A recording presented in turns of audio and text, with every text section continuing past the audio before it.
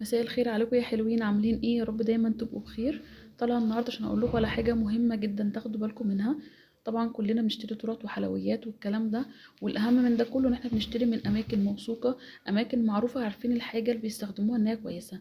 انا النهارده كنت بشتري تورته من فتح الله. كان عندي ناس مهمين جدا جايين عندي البيت، فكنت عايزه اقدم لهم حاجه كويسه.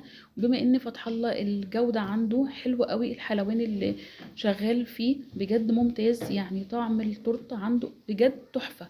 بس اللي هم عاملينه صراحه ما يرضيش ربنا، لان هم علوا سعر التورته. قلنا تمام مفيش مشكله ما دام الكواليتي كويسه، السعر عالي يعني قيمه مقابل سعر، اوكي تمام. انها مش يعلوا السعر ويضحكوا على الناس او يغشوا الناس. بصوا، انا جبت التورته على اساس الحجم اللي انتوا شايفينه قدامكم ده، حجم التورتيه نفسها اللي فيها شوكولاته شيبس من تحت، يعني ده الحجم اللي انا جايباه ودافعه فيه الفلوس، والسعر العالي اللي هم طلبوه دفعته. اجي بقى اقطع التورته الاقي ان الشوكليت شيبس اصلا محطوطه ملزوقه على الكرتونه من تحت مش على التورته. يعني انتوا شايفين قطعه التورته اللي انا قطعوها؟ بصوا، اولا ارتفاعها مش عالي، مش الارتفاع اللي انا شايفاه في شكل التورته الوهمي اللي هو شفته اولا.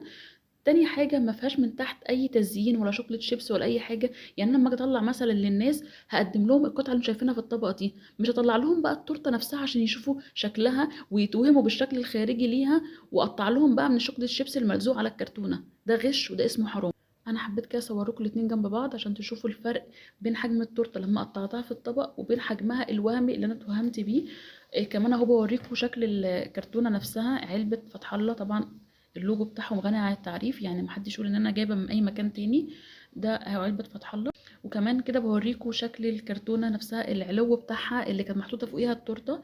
انا بعد ما التورتة خلصت وكده فطبعا سبتها عشان اصورها، عشان اوريكم الحجم كده على الطبيعي، غير طبعا لما كان التورتة عليه يمكن ما كانش باين قوي. بصوا الشوكليت شيبس ملزوقة فين؟ ملزوقة على الكرتونة. ده حرام، ده ما يرضيش ربنا. طبعا كل ده اترمى لان هو ملزوق بره. كل ده اترمى. طبعا الناحية التانية يبقى فيها تزيين برضو. كل ده كوم والاحراج طبعا قدام الناس اللي جايه لي ضيوف في البيت، ان انا المفروض جايبه لهم حاجه قيمه، في الاخر طلع لهم التورته بالارتفاع اللي انتوا شفتوه ده من غير اي تزيين فيها من تحت.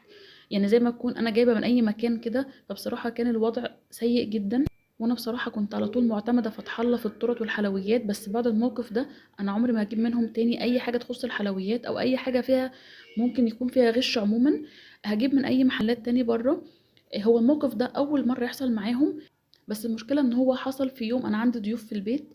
فحبيت كده ان انا اطلع اقول لكم، عشان لو حد مثلا عنده عيد ميلاد او عايز يفاجئ حد بتورته او حلويات عموما، وهيجيب من فتح الله او هيجيب من اي محل بره. على فكرة دلوقتي الغش موجود في كل مكان.